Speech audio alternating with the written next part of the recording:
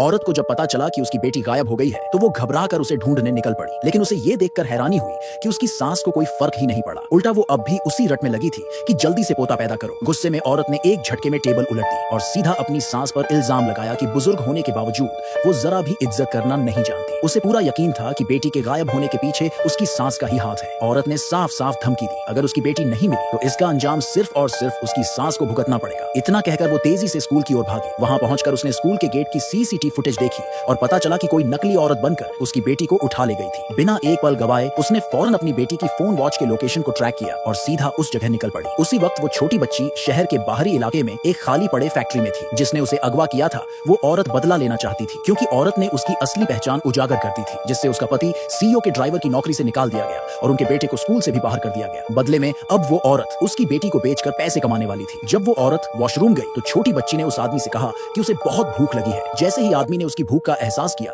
उसने बच्ची को वहीं रहने को कहा और खुद खाना लाने बाहर चला गया। लेकिन जैसे ही वो निकला बच्ची ने जल्दी से अपने हाथों की रस्सी खोली और भाग गई, मगर गलती से उसने अपना बैकपैक और फोन वॉच वहीं छोड़ दी। जब किडनैपर्स को पता चला कि बच्ची भाग गई है तो उन्होंने उसे ढूंढना शुरू कर दिया। बहुत देर ढूंढने के बाद उन्होंने देखा कि वो सीमेंट के खंभे के अंदर छिपी हुई थी। आदमी ने झट से उसे बाहर खींच लिया। तभी वो नकली औरत बच्ची को गालियां देने लगी, लेकिन बच्ची ने जोर जोर से चिल्लाकर मम्मी पुकारना शुरू कर दिया। उसी वक्त औरत को ऐसा लगा जैसे उसने अपनी बेटी की आवाज सुनी हो। उसने झट से ड्राइवर को गाड़ी रोकने के लिए कहा। ड्राइवर ने बताया कि फोन वॉच की लोकेशन आगे एक पुराने सुनसान गोदाम में दिखा रहा है, लेकिन औरत को अपनी माँ की सिक्स्थ सेंस पर भरोसा था। उसने बिना सोचे समझे गाड़ी से उतरकर दौड़ लगा दी। वो सही निकली। सामने ही उसने देखा कि नकली औरत उसकी बेटी को पकड़े खड़ी थी और धमका रही थी। औरत ने गिड़गिड़ाकर कहा कि वो उसकी बेटी को कुछ न करे, अगर कोई बदला लेना है तो सिर्फ उसी से ले। लेकिन वो औरत तो गुस्से से भरी पड़ी थी। उसने कहा कि उसकी पूरी जिंदगी बर्बाद करने वाली यही औरत है, इसलिए वो भी अपनी बेटी को खोने का दर्द महसूस करे। औरत मजबूरी में घुटनों के बल बैठकर भीख मांगने लगी कि उसकी बेटी को छोड़ दो, लेकिन वो नकली औरत जिद्दी थी। उसने मना कर दिया। तभी आखिरी मौके पर पुलिस आ गई। उन्होंने तुरंत नकली औरत को गोली मार दी और उसके आदमी को पकड़ लिया। औरत दौड़कर अपनी बेटी के पास गई और उसे गले से लगा लिया। घबराकर उसने पूछा, बेटा तुम ठीक तो हो? बच्ची सदमे में थी और बेहोश हो गई, लेकिन डॉक्टर ने कहा कि वो जल्द ही होश में आ जाएगी। अब औरत को पूरा यकीन हो गया था